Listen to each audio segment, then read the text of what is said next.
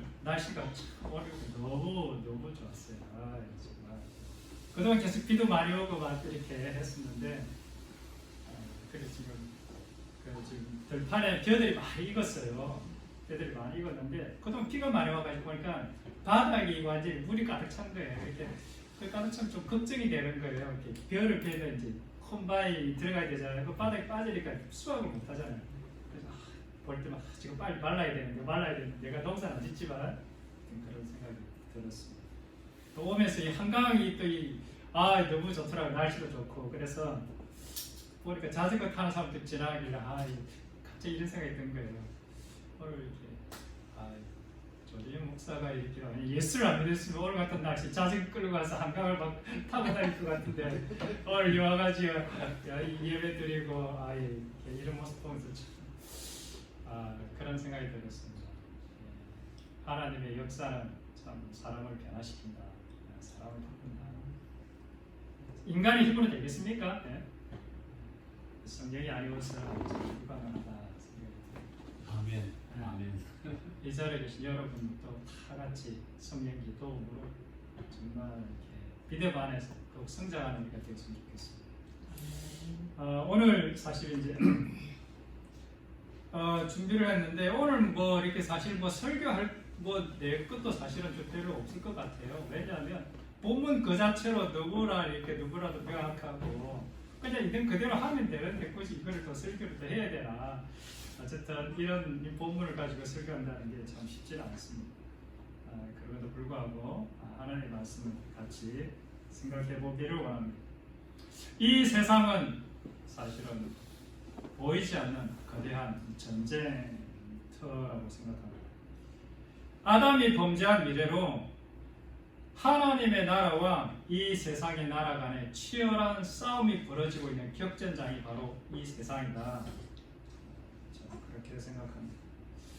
우리의 실험은 사실은 우리가 많은 생각들 가운데 우리가 어떻게 먹고 사나 또는 내 자녀들을 어떻게 키우나 이런 문제들로 사실은 많은 생각들을 하고 있지만 사실은 먹고 사는 문제 그리고 이 나라 이 꼴이 뭐냐 이런 정치적인 문제가 이런 문제가 아니라 더 심각하고 근본적인 문제는 어디에 있느냐 영적인 문제로서 내가 영원히 사느냐 아니면 영원히 죽느냐 하는 이 중대한 갈림길에 서 있다는 이것이 우리의 진정한 싸움인 것입니다.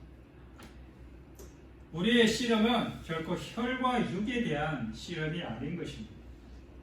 따라서 이 땅의 정치적인 현상이라든지 어떤 경제적인 어떤 파국이라든지 물론 우리가 신경 쓰지 않을 수 없겠지만 이것이 우리의 너무 힘과 에너지를 쏟을 필요가 없다. 저는 그렇게 생각합니다. 물론 이 나라의 한 시민으로서 한 백성으로서 이 나라와 민족과 사회를 위해서 나름대로 견해를 가져야 되고 나름대로 또 판단을 해야 되고 평가를 해야 되겠지만 우리가 그렇게 지나치게 분을 낼 필요도 없고 지나치게 흥분해서 우리가 서로 이렇게 다투거나 싸울 필요는 없다. 그렇게 생각합니다. 아무튼 우리는 이 땅에 태어난 그 순간부터 본의 아니게 이러한 거대한 영적 전쟁의 한가운데 살아갈 수밖에 없다는 그러한 현실을 우리는 직시해야 할 것입니다. 이 싸움은 내가 어디에 속할 것인가에 관련된 내가 누구의 지배를 받으면 누구의 법을 따라 살 것인가에 대한 싸움인 것입니다. 이 세상의 법, 보이지 않는 우리의 육체의 욕망의 법, 이 사탄의 법의 지배를 받으면 내가 살아갈 것인가? 아니면 하나님의 나라, 성령의 법, 생명의 법에 의해서 내가 지배를 받으며 살아갈 것인가? 이 두 개 중에 하나를 우리가 선택을 해야 되는 그러한 싸움이 우리들의 삶이 것입니다.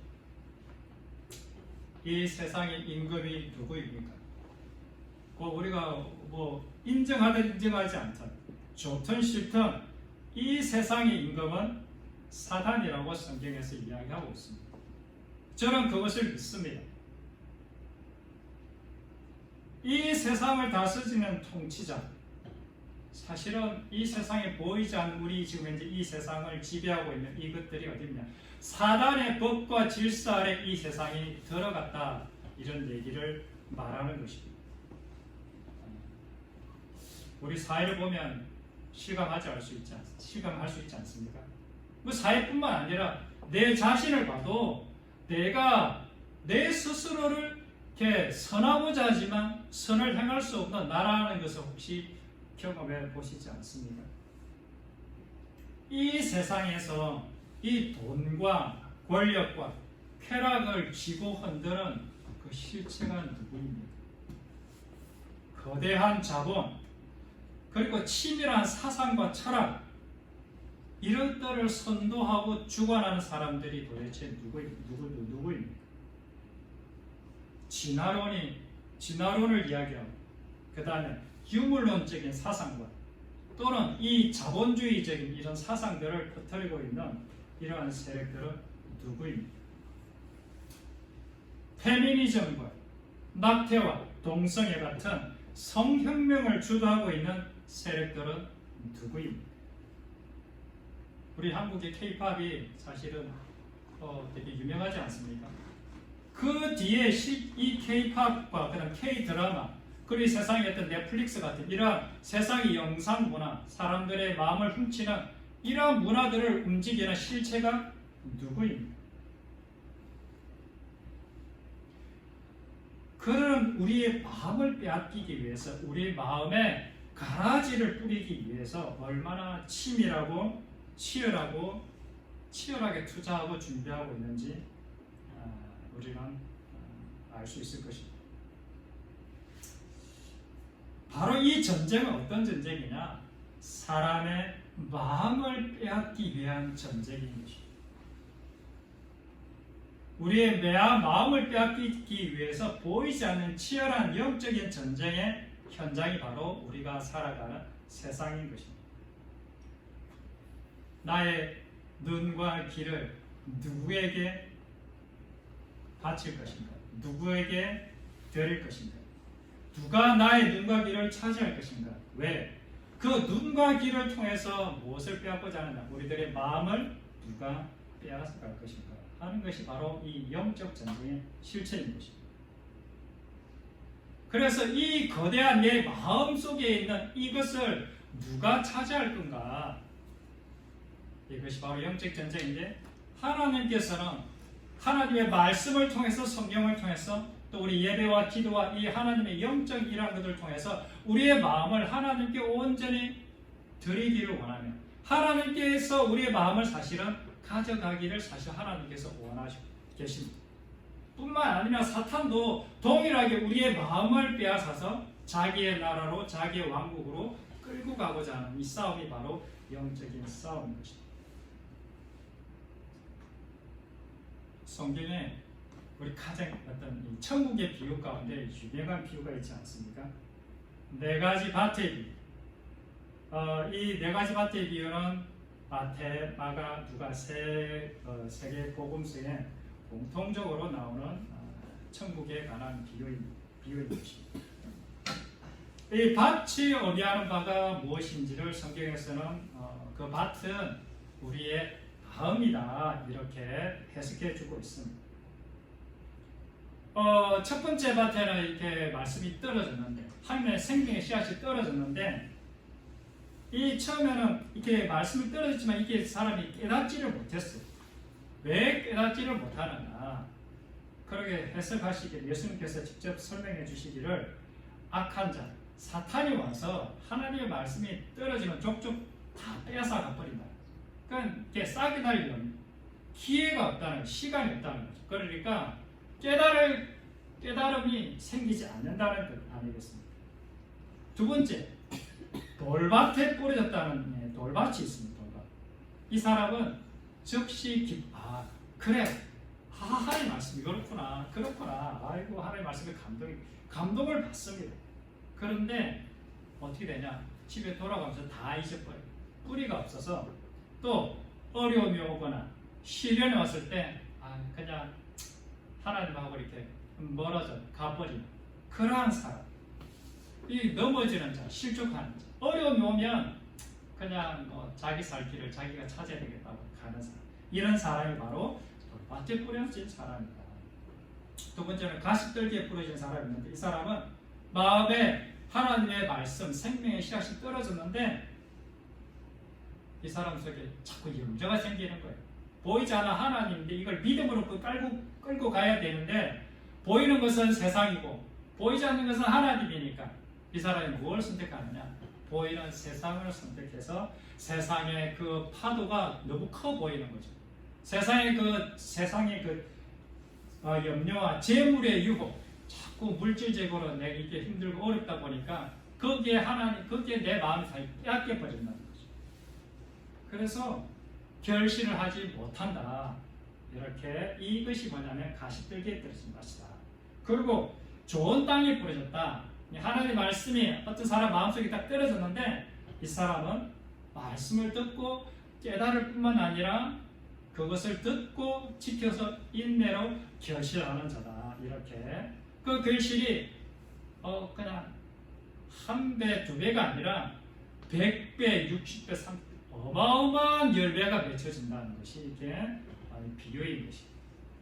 사실 이 네 가지 밭의 비유는 사실은 우리 마음 안에서 이루어지고 있는 영적 전쟁에 대한 표현인 것입니다. 내 마음에서 말씀을 빼앗아가는 자가 누구인가? 말씀을 깨닫게 하지 못하고 혹 알았더라도 그것이 내 안에서 온전히 열매를 이루지 못하도록 하나님의 말씀이 내 안에서 성취되고 싹이 나고 자라나서 열매 맺는 것을 방해하는 녀석은 도대체 누구인가? 그것은 다름 아니라 보이지 않는 사탄이 그렇게 우리 배후에서 그러한 일을 하고 있다. 이것이 성경의 이야기인 것입니다. 그럼 사탄은 어떠한 방식을 통해서 우리의 마음에 있는 것을 빼앗아가느냐? 그래서 오늘 이렇게 네 가지 이제 밭의 비유에 보면 우리가 겪고 있는 때로는 어려움이 와요. 어려움. 또는 이 사회적인 어려움. 예를 들면 뭐 전쟁이라든지 일제시대 때 어떤 그런 신사참배를 하게 한다든지 어떤 그러한 외부의 시련을 통해서 자기가 변절하는 그러한 사건들이 벌어진다. 또는 그러한 평화로운 시기에 또는 우리 같은 지금 현재 자유로운 이런 시대에서는 세상의 염려와 또는 쾌락과 또는 물질의 어떤 그런 이런 것들로 인해서 우리의 마음이 그런 것에 빼앗겨질 수 있다. 그래서 우리가 일상생활 속에서 늘 겪고 마주하고 있는 삶의 현장 속에서 하나님의 말씀이 열매를 맺지 못하도록 그 녀석들이 우리의 마음들을 허투루에 떠버린다는 거죠. 그러니까 우리의 싸움의 현장은 사실은 주일을 예배하는 이곳이 싸움의 현장이 아니라 실제 싸움의 영적인 현장은 어디냐? 주일을 예배를 마치고 집으로 돌아가는 그 차 안에서, 그리고 그 다음날 일어나서 내가 매일의 삶의 현장 속에서 내 마음 안에서 일어나는 이 싸움이 바로 영적인 전쟁의 전쟁터라는 것이죠. 그 현장에서 내 마음을 누구에게 바칠 것인가, 누가 내 마음을 사로잡을 것인가 하는 것에 대한 싸움이 바로 영적인 전쟁터의 현장인 것입니다. 그런데 이 싸움이 그냥 결코 가벼운 싸움이 아니에요. 오늘 성경 본문의 말씀에 의하면 내 마음을 누구에게 빼앗기느냐에 따라서 영원한 영벌과 영원한 생명이 거기에서 갈라지게 된다. 이렇게 말씀하고 있습니다. 요한일서 2장 15절 17절 오늘 본문에서 보면 이런 말씀이 있습니다. 제가 개역 개정판으로 읽도록 하겠습니다. 이 세상이나 세상에 있는 것들을 사랑하지 말라. 누구든지 세상을 사랑하면 아버지의 사랑이 그 안에 있지 아니하라. 성경은 우리에게 분명하게 이야기하고 있습니다. 이 세상과 세상에 있는 것들을 사랑하지 말아라. 거기에 마음을 빼앗기지 말아라. 거기에 마음을 두지 말아라. 왜 그러냐? 그것은 하나님의 사랑이 그곳에 없기 때문에 그렇다. 하나님의 사랑은 이 세상의 것, 눈에 보이는 것들에 있지 않다. 이렇게 이야기하고 있는 것입니다. 우리가 영원히 거하느냐 아니면 영원히 멸망하느냐 지옥에 가느냐 하는 것은 내가 누구를 사랑하는가, 내가 누구에게 내 마음을 줄 것인가 하는 것에 달려있다. 성경은 그렇게 이야기하고 있습니다. 내 마음이 누구에게 드려지고 있는가에 따라서 영원히 사느냐, 영원히 가느냐, 아니면 영원히 죽느냐 결정나는 것이 오늘의 본문의 말씀인 것입니다. 이 세상에 있는 것들을 사랑하지 말라. 이 세상에 있는 것이 도대체 무엇입니까? 그것은 사탄이 지배하고 있는 영역을 말하는 것입니다. 사탄은 이 세상을 어떻게 지배하고 자기 세상으로 만들어가고 있습니다. 사탄은 선악과 사건을 통해서 인간의 마음에 무엇을 뿌려놨냐? 가라지를 뿌려놨는데 그것은 뭐냐? 거짓과 탐심과 교만과 이기심, 이런 각종 더러운 것들을 인간의 마음속에 뿌려놓게 된 것입니다. 교만과 탐심과 정욕은 무엇을 말하는 것입니까? 가장 대표적으로 인간 속에 하나님에 대한 가장 큰 죄악은 사실은 인간이 하나님처럼 되고자 하는 교만 아니겠습니까? 이 교만함이란 무엇입니까? 내가 하나님처럼 되고자 하는데 왜 하나님처럼 되고자 하는 것입니까? 내 인생 내 마음대로 내 뜻대로 살아갈 거야. 내 힘으로 내 스스로의 인생을 책임지고 살아가겠다는 것, 이것이 바로 교만의 뿌리인 것입니다. 다르게 표현하면 하나님 필요 없어, 난 하나님 없이도 잘 살아갈 수 있어, 이렇게 말하는 것이 바로 이 교만함의 본질인 것입니다.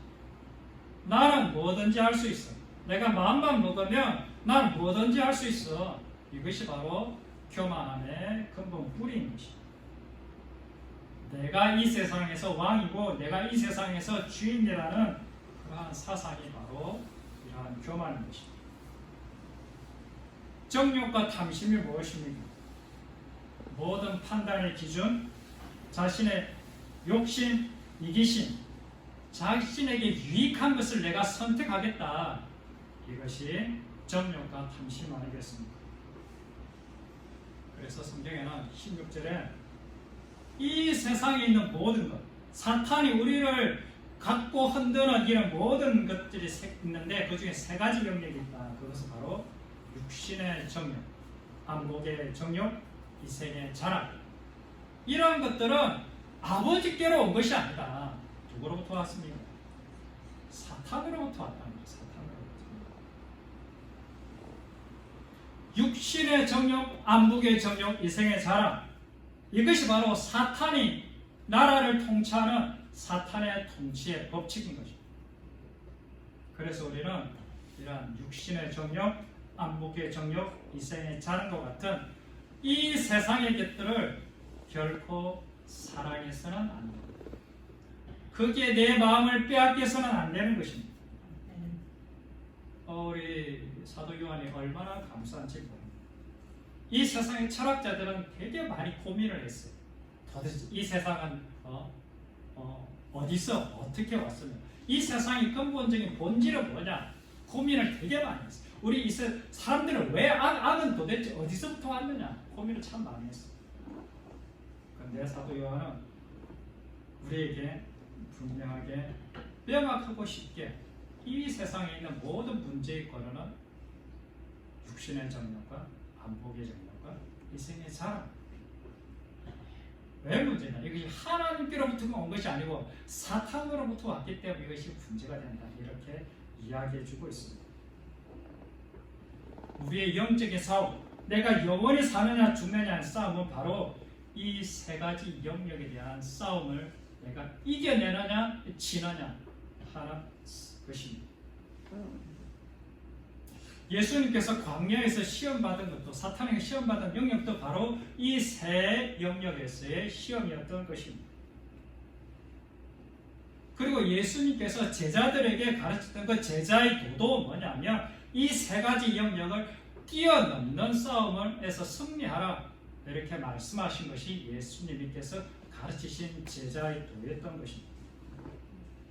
이 세 가지 영역을 뛰어넘어야만 나의 진정한 제자, 그리고 진정한 주님의 자녀가 될 수 있다, 이렇게 말씀하신 것이라고 저는 믿습니다. 육신의 정력, 안목의 정력, 이생의 자랑, 이 세 가지를 한마디로 확 줄이면 바로 뭐가 되겠습니까? 육신의 정력, 안목의 정력, 이생의 자랑에 대해서 이것을 사랑하지 말라는 것을 한마디로 딱 줄인다면 그것은 우리 자신의 모든 정욕에 대하여 죽으라는 이야기인 것입니다. 내가 높아지고자 하는 정욕, 더 많이 가지려는 욕심, 나의 존재가 가치 있는 존재가 되고 싶어하는 그 자기 자신의 자존심에 대해서 죽으라는 이야기인 것입니다. 왜 우리는 이러한 욕망과 정욕과 자랑에 대해서 죽어야만 합니까? 그것은 바로 이러한 것들이 하늘로부터 내려온 아름다운 것이 아니고, 하늘로부터 내려온 그 생명인 것이 아니라 이 땅에서 썩어 없어지는 악취가 나는 더러운 것이기 때문에 우리는 이것을 버려야 하는 것입니다. 이러한 것들은 이 땅의 것이고 정욕의 것이고 마귀의 것이기 때문에 이것에 대해서 죽어야만 비로소 하늘의 생명을 받아 누릴 수 있기 때문에 우리는 이 세 가지에 대해서 죽어줘야 하는 것입니다.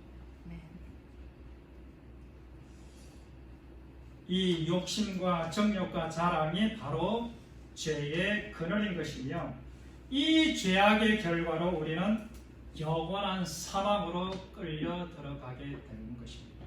사탄은 육신의 정욕과 안목의 정욕과 이생의 자랑이라는 그 갈고리, 올가미로 우리의 목을 메고 사람들을 질질 끌고 어디로 끌고 가느냐? 지옥으로 끌고 들어가는 것입니다. 그래서 성경은 우리의 욕심에 대해서, 우리의 정욕에 대해서 죽어라, 이렇게 요구하고 있습니다. 왜냐? 욕심이 그대로 두면 뭐가 태어나느냐? 죄라는 녀석이 태어나고, 죄가 태어나게 되면 어떻게 되느냐? 결국은 사망이 우리의 열매로 올 수밖에 없다는 것을 성경은 이야기하고 있습니다. 그래서 로마서 8장 7절 8절에 이런 말씀이 있습니다. 육신의 생각은 하나님과 원수가 되나니 이는 하나님의 법에 굴복하지 아니할 뿐만 아니라 할 수도 없습니다. 육신의 생각은 하나님과 원수가 된다고 이야기하고 있습니다. 육신의 정욕, 안목의 정욕, 이생의 자랑, 내가 더 많이 가지려고 하고, 내가 좀 더 높아지려고 하고, 내가 좀 더 나를 인정받고자 하는 이러한 것들은 하나님과 원수가 되는 생각이다. 이런 마음을 가진 사람은 결코 하나님의 법에 굴복하고 싶어도 굴복이 되어지지 않는다는 거죠. 육신의 생각을 가진 자는 하나님의 법에 절대로 굴복할 수가 없는 것입니다. 내가 아무리 하나님의 법에 그래 내가 생명의 길을 가고 싶어, 내가 아무리 소원하고 내가 아무리 간절히 원해도 이 육신의 생각을 가지고 있는 자는 그렇게 되어지지가 않는 거예요. 그래서 회개가 필요한 것입니다. 회개라는 것은 이 모든 것들을 내가 십자가에 못 박기로 결단하는 것이 회개 아니겠습니까? 육신을 따라 사는 자, 육체의 정욕대로 살아가는 자는 하나님의 법, 생명의 성령의 법이 그 사람 안에서 결코 이루어지지 않는 것입니다. 다르게 표현하면 육신의 정욕과 탐심을 십자가에 못 박은 자만이 하나님의 법이 그 사람 안에서 이루어지게 되는 것 아니겠습니까? 로마서 8장 8절에 이런 말씀이 있습니다. 육신에 있는 자들은 하나님을 기쁘시게 할 수가 없는 것. 그렇습니다. 나의 육체적인 욕망이 여전히 나를 지배하고 다스리는 자, 육체의 정욕 가운데 사는 자는 하나님을 기쁘시게 할 수 없을 뿐만 아니라 사실 하나님과 원수가 되는 자인 것입니다. 하나님의 나라와 육체의 정욕, 자기 고집, 자기 아집, 교만과 자기 성질대로 부리는 것, 이것과는 결코 공존할 수가 없는 것입니다. 내 안에 이러한 것들이 여전히 남아있다면 우리는 나를 돌아보셔야 됩니다. 내 삶 속에 살아가면서 이러한 것들이 내 속에서 불쑥불쑥 올라온다. 그때마다 나를 얼른 주님의 십자가로 달려가서 나를 복박하셔야 합니다. 왜 그러냐? 그걸 놔두면 그 속에서 죄가 잉태하고 그 죄가 나를 사망으로 끌고 가기 때문에 그렇습니다. 그래서 이렇게 올라오는 나들, 불쑥불쑥 발견하는 이 내 속에 있는 더러운 것들을 발견할 때마다 얼른 돌이키셔야 합니다. 자신을 죽이고 하나님의 뜻이 내 안에서 이루어지게 해달라고 하나님께 나의 자신을 내어드려야만 하는 것입니다. 그래서 바울은 갈라디아서 2장 20절에 복음이 무엇이다 이렇게 아주 분명하게 기록하고 있는 것 알겠습니다. 너무나도 유명한 말씀, 갈라디아서 2장 20절. 내가 그리스도와 함께 십자가에 못 박혔나? 그렇습니다. 복음은 내가 그리스도와 함께 십자가에 못 박히는 것이 복음인 것입니다. 내가 박힌다는 얘기는 내 속에 있는 이 더러운 것들, 육신의 정욕, 안목의 정욕, 이생의 자랑이 나와 함께 십자가에 못 박히는 것을 말하는 것입니다. 나의 정욕과 탐심, 내가 더 많이 가지려고 하고, 내가 좀 더 높아지려고 하고, 내가 좀 더 다른 사람부터 인정받고자 하는 그러한 욕망을 십자가에 확 박아 죽여 없애는 것. 이것이 복음인 것입니다. 내 스스로 나를 죽이려고 하는 사람들이 있습니다. 내 스스로 나의 정욕을 제거하려고 하는 사람들이 있습니다. 그런 사람들을 뭐라고 하느냐? 종교인이라고 합니다. 도덕적으로 살려고 하는 사람, 철학적으로 살려고 하는 사람, 산에 가서 돌을 닦아서 나를 갖다가 어떤 해탈의 경지에 이르려고 하는 사람들, 수많은 그러한 사람들이 있습니다. 그 사람들은 자기 스스로가 자기를 죽이려고 합니다. 그러나 결코 자기 스스로는 자기를 죽일 수가 없습니다. 자기 스스로 자기를 죽이려면 진짜 죽어요. 그때야 비로소 모든 정욕과 탐심이 사라지게 되어지는 것입니다. 그러나 왜 십자가가 복음이냐? 우리는 십자가를 통해서 우리 자신을 거기에다가 못 박을 수 있기 때문에 그렇습니다. 십자가만이 나를 죽일 수 있는 유일한 수단으로 하나님께서 십자가를 우리에게 보내주셨습니다. 그래서 십자가에 매달린 자만이 새로운 피조물, 새로운 존재로 거듭나는 부활의 영광을 맞이할 수 있게 되는 것입니다. 이것이 복음인 것입니다. 내가 십자가에 매달릴 때, 내 자아가 완전히 죽을 때, 그때 하늘에서 우리에게 생명의 씨앗, 성령님을 우리 마음 가운데 부어주시게 되는 것입니다. 그분의 법, 그분의 생명의 성령의 법이 내 안에 들어와서 그분의 법이 이제는 나를 다스리고 통치할 수 있는 비로소 준비가 되어지는 것입니다. 하나님의 법, 생명의 성령의 법이 내 안에서 나를 다스려 이제는 내가 하나님의 사람으로 자라갈 수 있도록 활동하기 시작하는 것입니다. 그 법이 무엇이냐? 생명의 성령의 법이 바로 생명의 사랑의 법이 되는 것입니다. 그래서 살아가는 자는 사랑이 율법의 완성이 되는 것입니다. 성령님은 사랑의 영인 것입니다. 2장 17절에 이런 말씀이 있습니다. 이 세상도 그 정욕도 지나가되 오직 하나님의 뜻을 행하는 자는 영원히 거하느니라. 누구라도 지당한 말씀이시죠. 이 세상 우리가 앞으로 살아갈 날을 생각하면 조금 또 꽤 길 수도 있습니다. 저희 어머님, 아버님 90 넘으시고 어머님도 이제 거의 90 다 돼 가시고 나도 90까지 간다고 생각하면 꽤 남았어요. 그때가 살지는 모르겠지만 근데 또 지나간 그 길을 되돌아켜 보면 엊그저께 10대 같은데 엊그저께 막 이렇게 20대 한참 이렇게 발발걸고 돌아다니고 막 그랬을 것 같은데 어느덧 60을 앞두고 있더라고요. 보니까 두 분은 또 70도 이렇게 앞두고 계시고 근데 저희 그 사는 동네 보면 주변에 무덤이 몇 개가 있어요. 이렇게 그 동네가 좀 묘지가 있더라고요. 무덤이 있어요. 그러니까 비석도 없어요. 결국 제가 저 사람이 도대체 어떤 사람인지 누구인지 전혀 모르지 않습니다. 이 땅에 있는 모든 것들은 다 지나갑니다. 우리는 반드시 우리 모두는 원하든 원하지 않든 하나님의 심판대 앞에 서게 될 것입니다. 누가 진정 지혜로운 자입니까?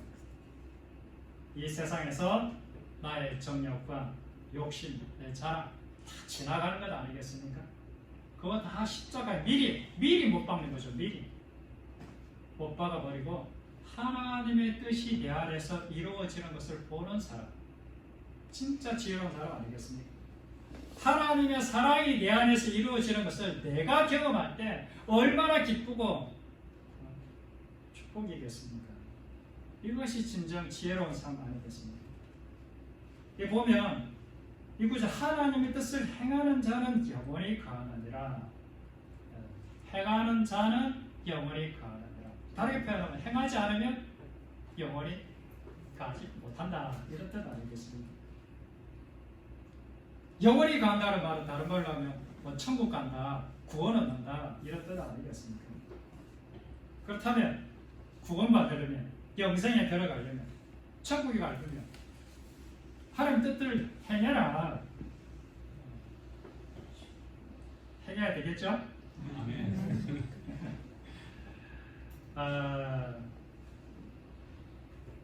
근데 이 말씀에 따르면 하나님의 뜻을 행하지 않고 내 마음대로 내 성질대로 내가 원하는 대로 살아가면 어떻게 된다는 얘기입니까? 천국에 못 간다는 얘기죠. 네? 그러면 열심히 또 행해야 되겠네. 그래서 오늘부터 내가 살아가기로 결단하고 뭘 살아갈까? 보고 어떻게 살아갈까? 그렇게 하면 또 성경에서는 야, 네가 그렇게 한다고 되는 게 아니고 야, 예수님을 믿어야 가는 거야. 이렇게 또 한쪽에서는 또 이야기를 하고 있지 않습니까? 어쨌든 이와 유사한 구절이 또 있습니다. 마태복음 7장 20절 너무나도 또 유명한 말씀인데 나더러 주여 주여 하는 자마다 다 천국에 들어갈 것이 아니고 다만 하늘에 계신 네 아버지의 뜻대로 행하는 자라야 들어가리라. 이것도 명확하게 예수님의 말씀이거든요. 뒷받침하고 있죠. 우리는 이 말씀대로 행하지 않으면 천국에 들어가게 되는 것입니다. 그래서 우리는 믿음으로 들어간다는 것과 행하지 않으면 못 들어간다는 것 사이에 사실은 좀 헷갈리는 부분이 없잖아 있습니다. 명확하게 이게 사실은 명확하게 떨어지는 게 사실은 아니에요. 제가 보기에는 그래요. 이게 마치 뭐하고 같냐면 이렇게 뭐라고 할까 모래 안에 자갈하고 막 자갈은 좀 분리할 수 있겠다. 떡 안에 모래가 막 섞였다고요. 떡 안에 모래가 막 섞여 막 같이 버물러 놨어. 이 모래를 먹는 거지 떡을 구분해내기가 쉽지 않아요. 그러니까 믿음과 행함이 이렇게 삭질 이렇게 믹스처럼 섞여가지고 야 믿음으로 가냐 행함으로 가냐 이게 구분해내기가 사실은 그렇게 아마지 쉽지 않아요. 그래서 이게 대한 싸움 때문에 구원론의 역사가 2000년 예수님 이후로부터 지금까지도 어떻게 보면 이게 대한 논쟁이 계속해서 일어나고 있어요. 어떻게 구원을 받느냐. 바울은 행위가 아니라 오직 믿음으로 얻게 되고 구원을 받게 된다고 했습니다. 예수님도 다른 곳에서는 나를 믿는 자는 영생을 얻었다라고 말씀하고 있습니다. 그리고 루터도 종교개혁을 일으킨 이유가 뭡니까? 행함으로 구원을 받는 게 아니라 오직 믿음으로 오직 은혜로 구원받는 거다. 구원은 절대 우리의 노력으로 받는 게 아니다. 라는 의미에서 루터가 종교개혁을 하지 않았습니다. 그러면 저는 이제 이 부분에서 나름대로 사실은 고민이 있었죠. 저도 대학교 때 어떤 선교단체에서 이렇게 훈련도 받고 또 성경 공부도 하고 오랫동안 성경도 읽어오고 이 문제에 대한 고민들이 좀 저도 있었습니다. 도대체 어떻게 구원을 받느냐, 어떻게 거듭나는 거냐. 그리고 제가 이제 그 비너리 하우스에서 조금 이렇게 그 고독의 시간 또 이렇게 하나님께서 이렇게 훈련의 시간들을 허락하시면서 하나님께서 깨닫게 해주신 그런 부분들이 있었죠. 어떻게 하면 거듭날 수 있느냐. 저는 이제 이런 부분들을 이렇게 해석했습니다. 아버지의 뜻을 행하지 않는 자는 천국에 들어갈 수 없다. 아멘이. 저는 아멘. 아버지의 뜻이 무엇입니까? 여기 마태복음 7장에 의하면 아버지의 뜻대로 행하는 자를 마태복음 7장에 산상수훈의 이제 결론 부분 아니겠습니까? 앞에 있는 산상수훈의 내용이 사실 아버지의 뜻인 것이죠. 그걸 한마디로 요약하면 뭐라고 말할 수 있겠습니까? 서로 사랑하는 것 아니겠습니까? 서로 사랑하라는 이 아버지의 뜻을 행하지 않는 자는 천국에 들어갈 수 없다. 아멘이십니까? 서로 사랑하지 않는 자는 천국에 못 들어가는 거예요. 다르게 하면 서로 사랑하지 않으면 너희들은 지옥 갈 거야. 이런 것을 어떻게 이런 말 아니겠습니까? 이 말씀에 저는 동의합니다. 사랑하지 않는 자는 천국에 들어갈 수 없습니다. 저는 이 말을 믿습니다. 이 말씀뿐만 아니라 다른 성경 구절도 이 말씀을 분명하게 뒷받침해주고 있습니다. 요한일서 3장 10절 말씀 있습니다. 제가 읽어드리겠습니다. 이러므로 하나님의 자녀들과 마귀의 자녀들이 드러나노니 무릇 의를 행하지 아니하는 자나 또는 그 형제를 사랑하지 아니하는 자는 하나님께 속하지 아니하니라. 의를 행하지 아니하는 자, 사실 의를 행하는 것은 저는 해석하기는 그것도 사랑이라고 생각합니다. 그 형제를 사랑하지 아니하는 자는 하나님께 속한 게 아니다.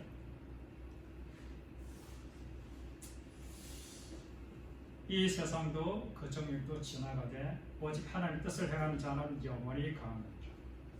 하나님의 뜻을 행하는 자는 영원히 거하느니라. 이것을 어떻게 그럼 해석해낼 것인가? 하나님의 뜻을 행한다 해서 행한다는 말은 어떻게 보면 능동태적인 표현인 것입니다. 행하는 것은 내가 행한 건 아니겠습니까? 그런데 하나님께서 제게 이런 깨달음을 주셨어요. 모양은 능동태다. 행한다는 것은 능동태지만 그 뜻은 수동태다. 이렇게 말씀해 주셨습니다. 무슨 말이냐?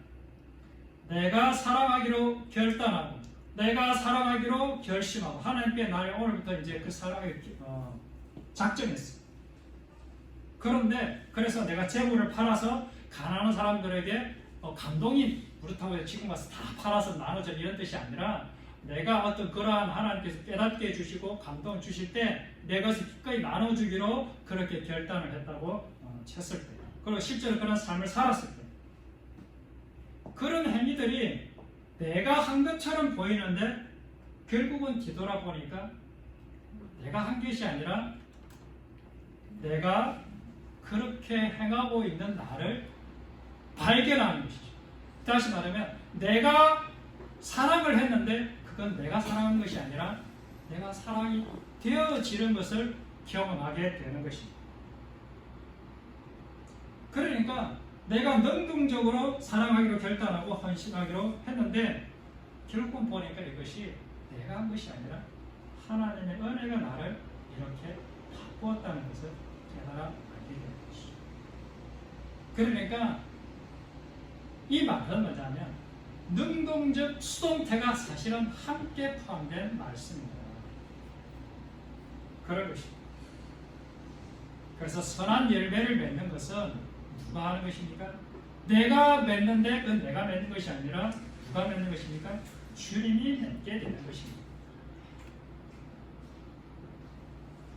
내 안에 그분이 들어오셔서 내가 죽어 없어지는 것들을 내 자아의 욕심과 정욕과 탐심을 다 내려놓으니까 내 안에 계신 성령님께서 나를 하나님의 사람으로 바꾸어 가시더라. 그렇게 변화된 나를 경험하게 되는 것. 이것이 수동태적인 하나님의 은혜를 경험하는 것입니다. 그래서 결국 내 삶 가운데 일어나는 하나님의 뜻이 성취되는 것을, 하나님의 사랑이 내 안에서 이루어지는 것을 내가 보게 되고 내가 놀라게 되는 것입니다.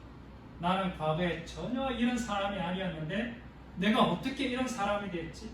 나는 일요일날 날씨 좋으면 자전거 타고 산으로 둘러다니는 사람이 내가 어떻게 앉아서 주일날 이렇게 하나님께 예배드리는 것이 더 좋은 사람이 되어버렸지?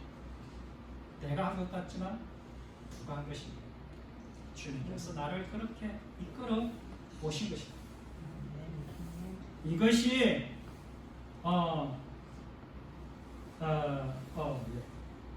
이것이 바로 하나님의 뜻이 내 안에서 이루어지는 것을 내가 경험하는 것입니다. 그래서 하나님의 뜻, 하나님의 그 사랑, 그것이 내 안에서 이루어지는 것을 보게 되는 자, 이것이 하나님의 나라가 그 사람 속에 임하게 되는 그것입니다. 이러한 해석은 주기도문을 통해서도 유추해 볼 수가 있습니다. 하늘에 계신 우리 아버지, 아버지 이름이 거룩히 여김을 받으시오며 나라가 임하시오며 아버지의 뜻이 하늘에서와 같이 이 땅에서 이루어지리라. 저는 이 땅에 의미하는 바가 저는 두 가지가 있다고 생각하는데, 첫째는 우리가 다 알 수 있듯이 우리가 보고 있는 이 세상, 우리가 보고 있는 이 세상 속에 하나님의 나라가 하나님의 뜻이 임하기를 기도하는 것. 또 두 번째는 이 땅은 아까 말했듯이 우리의 마음을 의미한다고 저는 생각합니다. 그래서 우리 마음 안에 하나님의 뜻, 하나님의 법이 이 땅에 내 마음에서 이루어지는 것, 하나님의 그 법이 나를 통치하는 것, 그것이 뭐냐? 내 마음 안에 하나님의 지성소가 이렇게 만들어집니다. 하나님의 성소가 성전이 지어지는 것. 그게 뭐냐? 하나님의 다스림과 통치가 내 안에서 비로소 이루어져 가는 것. 이것이 바로 하나님의 뜻이 내 안에서 이루어지는 것이다. 저는 그렇게 생각해 봅니다. 따라서 하나님의 뜻을 행한다는 것은 하나님의 뜻이 내 마음 안에서 이루어지게 된다면 어떤 일이 벌어지느냐? 나의 삶 가운데 하나님을 향한 사랑과 이웃을 향한 사랑이 내 삶 가운데 열매 맺어지는 것을 비로소 보게 되는 것입니다. 내가 하나님을 사랑할 결단해도 내가 안 됩니다. 내가 이웃을 사랑할 결단해도 내가 이웃을 사랑할 수가 없습니다. 그러나 나의 이생의 자랑, 육신의 안목의 정령을 십자가에 못 박고 그리스도의 사랑이 내 안에 들어와서 그분에 의해서 통치가 시작되면 비로소 그분의 나라가 내 안에서 이루어지게 되는 것입니다. 그 나라는 내가 애써서 얻어지는 나라가 아니라 내 안에서 너무나도 자연스럽게 그분이 나를 감사와 기쁨으로 그 나라로 들어가게 만들 것입니다. 그래서 주님께서 이것을 열매라고 표현하고 있는 것입니다. 열매는 내가 맺는 것이 아니라, 가지가 열매를 맺는 것이 아니라 나무가 열매를 맺는 것입니다. 그래서 포도나무에 우리는 붙어있는 가지일 뿐인데 그 열매는 무슨 열매입니까? 포도 열매가 되는 것입니다. 우리가 이 역할은 그 가지에 붙어있기만 하면 되는 것입니다. 그 가지에 붙어있는 조건이 뭐냐? 육신의 정욕과 안목의 정욕과 이생의 자랑을 다 내게서 떠나보내는 것입니다. 다 죽여 없애버리는 것입니다. 그러면 그 포도나무에 붙어있는 진에부터 오는 하나님의 사랑, 이웃에 대한 사랑이 내 가지를 통해서 아름다운 성령의 열매가 맺혀지게 되는 것. 이것이 크리스천의 삶인 것입니다. 그래서 성경에 이렇게 분명하게 우리에게 도전합니다. 마태복음 6장 24절에 한 사람이 두 주인을 섬기지 못할 것이니 혹 이를 미워하고 저를 사랑하거나 혹 이를 중히 여기고 저를 경히 여기며 너희가 하나님과 재물을 겸하여 섬길 수가 없느니라. 우리들 가운데 주인은 둘이 있을 수가 없다.